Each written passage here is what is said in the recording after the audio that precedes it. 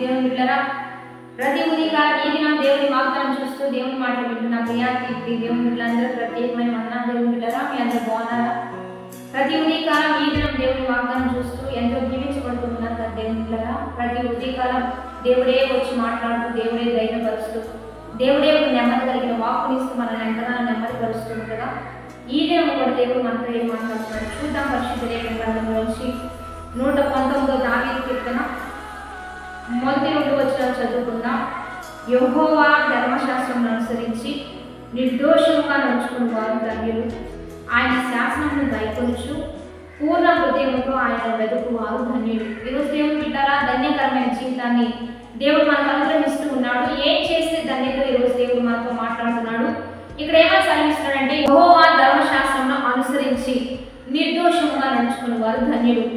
దేవాది దేవుడు మనకేం తెలియజేస్తున్నాడో దాని ప్రకారంగా విని దాన్ని నడుచుకునే వారు ధన్యులని తెలియజేస్తూ ఉండగా, మరి ఈ దినం ఆదివారము పరిశుద్ధ దినము. మరి ధర్మశాస్త్ర లేఖనాలు ఏమైనా సెలవిస్తున్నాయి అంటే, విశ్రాంతి దినమును పరిశుద్ధంగా ఆచరించాలని, దేవుడిని తప్ప వేరొక దేవుడు మనకు లేడని, మరి విశ్రాంతి దినమున ఆయన నామాన్ని మహింపరచుటకు సమాజంగా మందిరంలో కూడుకోవాలని పరిశుద్ధ లేఖనాలు తెలియజేస్తున్న రీతిగా మరి ఈరోజు తప్పనిసరిగా మీకు దగ్గరగా ఉన్న మందిరానికి వెళ్తూ దేవుడిని అనుసరించి వాగ్దానాలు అనుసరించి మీరు నడుచుకోగలిగితే మీ దేవుడు మీకు ధన్యకరమైన జీవితాన్ని ఇస్తాను. దేవుని బిడ్డలారా, ఆయన శాసనాలు గైకొనుచు హృదయంతో ఆయనను వెతుకువారు ధన్యులు. ఆయన శాసనాలు గైకొనుచు అంటే ఆయన ఏం చెప్పాడు, ఏం చేయమన్నాడో అన్నీ తెలుసుకొని వాటి ప్రకారంగా పూర్ణ హృదయంతో చేయువారు ధన్యులు. కనుక ఏది చెప్పినా నిండు మనసుతో చేద్దాం, మంచి మనసుతో చేద్దాం.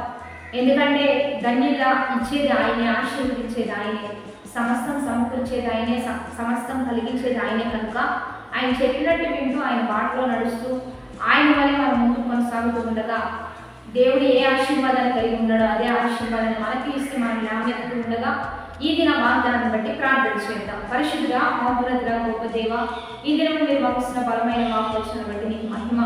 ఎంతమంది బిడ్డలైతే ఈ వాగ్దానం చూస్తున్నారో వారు ఎంతమంది అయితే నీ మార్గంలో నడుస్తూ నీ ధర్మశాస్త్రాన్ని ఆనందిస్తూ మంచి మార్గంలో నిర్దోషంగా నడవాలని, మీరు చెప్పే ఆ శాస్త్రాలన్నీ గైకొనాలని ఎంతమంది ఆశపడుతున్నారు, వారందరి పట్ల వారు ఇంకా నడుచుకున్నట్లుగా గొప్ప కార్యాలు జరిగిస్తూ వారికి సహాయం చేస్తూ ఈ దినమెల్లా నీ సన్నిధిలో చేరి ఘనముగా నేను ఆరాధించే గొప్ప భాగ్యం ఈరోజు దయచేయమని, ఈరోజు బర్త్డేస్, మ్యారేజ్ డేస్ చెప్తున్న వారికి దీవెనలు శుభములు ప్రకటిస్తూ నీ ఘనమైన నామానికి మహిమ తెచ్చుకోమని ప్రభువైన యేసు నామమున పేరిట అడిగి వేడుకొని ప్రార్థిస్తూ నామమున ఆమేన్.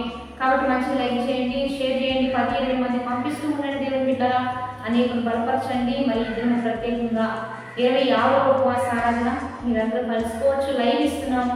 మాస్టర్ యెహోషువ JPM 6 అనేటువంటి యూట్యూబ్ ఛానల్ ఉంది. తప్పనిసరిగా కలుసుకోండి. మనందరం దీవించబడతాం.